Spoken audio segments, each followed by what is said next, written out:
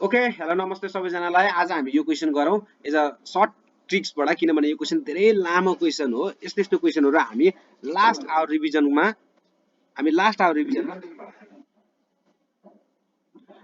मैले यताबाट गरिसकेको छु।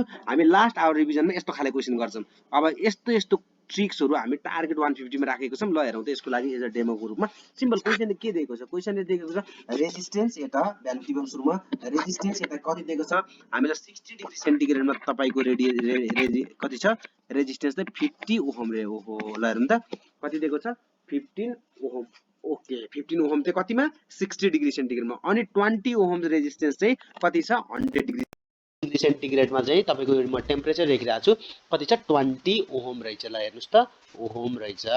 अब तपाईँले डाइरेक्टली सोध्यो रेजिस्टेन्स यता 40 degree centigrade. This one is the very very long question. 4 नम्बरमा आउँथ्यो तपाईँको 12 मा।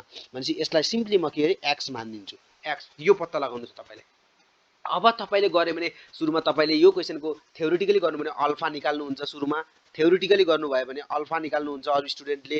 देन आफ्टर के छ? R0 रेजिस्टेन्स 0 निकाल्नुहुन्छ। देन आफ्टर R40 निकाल्नुहुन्छ। त्यो भनेको यस्तो दुःख गरी गरी R0 0 1 plus alpha del theta भनेर अनि बाहिर निस्केर भन्नुहुन्छ।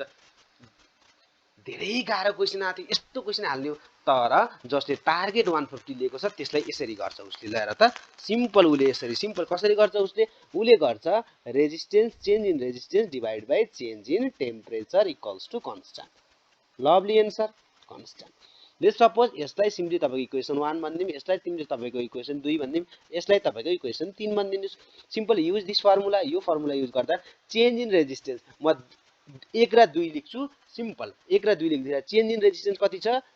20 माइनस 15। टेम्परेचर चेन्ज हेर्नुहोस् त 100 माइनस 60। अब 1 र 2 त लिगियो हामीले यतापट्टि। यता अर्को चोटि त यो कुन कुनमा लेखेको तपाईँले? यो लेखेको तपाईँले 1 र 2 मा। यसै गरी मैले 1 र 3 लेखिदिन्छु। तपाईँले 2 र 3 लेख्दा नि एउटै क्वेसन आउँछ। ल त म पनि 2 र 3 लेखिदिन्छु। भनेपछि लेख्नु हेर्नुहोस् त हायर हेर्नुहोस्। भनेपछि 20 minus x divide by 100 minus कति छ? 40। हेर्नुहोस् है यहाँ 100 आयो भने लेखेको होइन। मैले जुन लेख्दा नि हुन्छ तपाईँले चेकै गर्नुहोस्।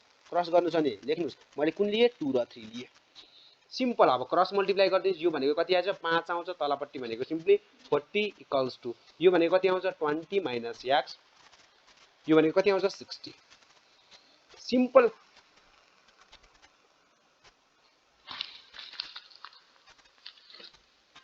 सिम्पल क्याल्कुलेसन गर्नुहोस्। तपाईँले एक्स भनेको कति पाउनुहुन्छ? सिम्पल क्याल्कुलेसन गर्दाखेरि हामीले एक्स भनेको simply 50/4 which is equals to 12.5 ohm. यस्तो राम्रो क्वेसन तपाईँले कहीँ भेट्नुहुन्न। यस्तो तरिकाले गर्ने हो।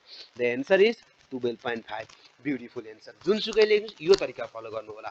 ओके यो सबै कुरा हामी टार्गेट 150 मा गर्छौँ। 150 भनेको 150 मार्क्स ओभर हो। टार्गेट 150 लन्च हुँदैछ पौष 14 बाट। Okay thank you everyone.